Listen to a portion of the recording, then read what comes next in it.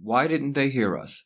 The Causes, Consequences, and Solutions to Children Feeling Unheard. Written by Pamela Orgeron. Narrated by Milton Orgeron. Note to the reader. As a child, I recall often feeling unheard and unappreciated by others around me. On a few occasions, I even heard the statement, "Children are to be seen and not heard." I used to think my experience was unique. However, after recently joining an online support group, I was surprised when I realized my experience is more common than should be the case. Child victims of any type of abuse feel and often are unheard. However, I have no doubt other children also go through experiences of feeling unheard. For example, I think of a child who might want to become a doctor, lawyer, or whatever, but is forced by his parents to follow in their footsteps, working in a family business. What happens to such children? From my observations, many of these children grow up having low self-esteem and not liking their jobs. What is the harm of children not being listened to by parents and other individuals in their lives? Or is there harm? Of course there is harm.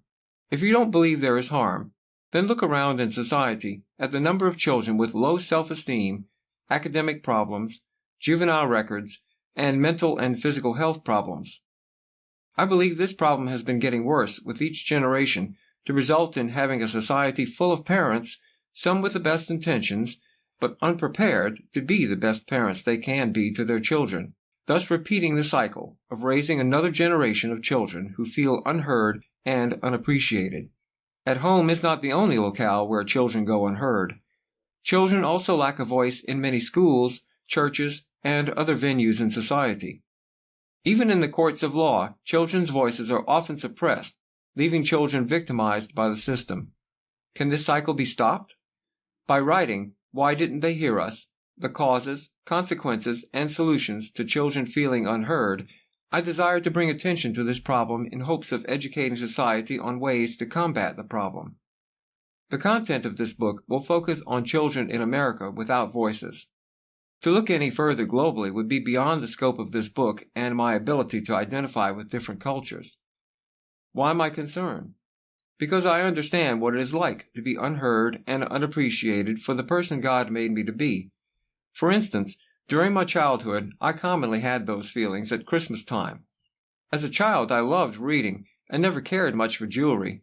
However, what did I commonly get for Christmas? Jewelry. My mother would buy gifts that she wanted me to have, not gifts that she thought I would want and enjoy. I recall one Christmas, though, when my father stepped in and purchased me the books Bambi and Heidi as Christmas gifts. I was elated. Honestly, I believe the trend of parents and others in America not listening to and respecting children needs to be stopped.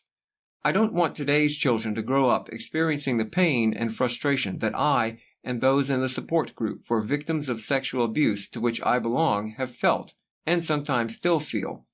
By writing Why Didn't They Hear Us? I am not implying that all children in the United States go unheard or that all of today's parents are unhealthy. There are many parents who grew up with healthy parenting and who have children with secure, healthy self-esteem. From these individuals, I have a lot to learn. How about you? I hope you will join me as I delve into learning more about children without a voice.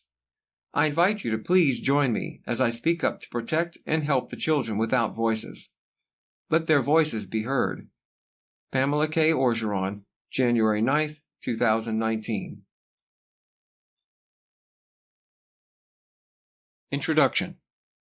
Wanting to include the voices of other victims in Why Didn't They Hear Us? The Causes, Consequences, and Solutions to Children Feeling Unheard, I decided to Google the phrase, children without a voice. Boy, did I ever get a surprise. I found articles and websites about abused and neglected children, children of divorce, children of prostitutes, and foster children. With the recent passing of legislation in the state of New York allowing abortions up to birth, I also think of aborted babies as another group of children without a voice. As I contemplate further writing, I ask myself, am I biting off more than I can chew?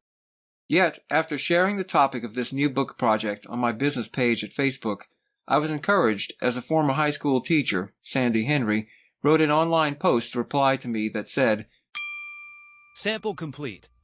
Ready to continue?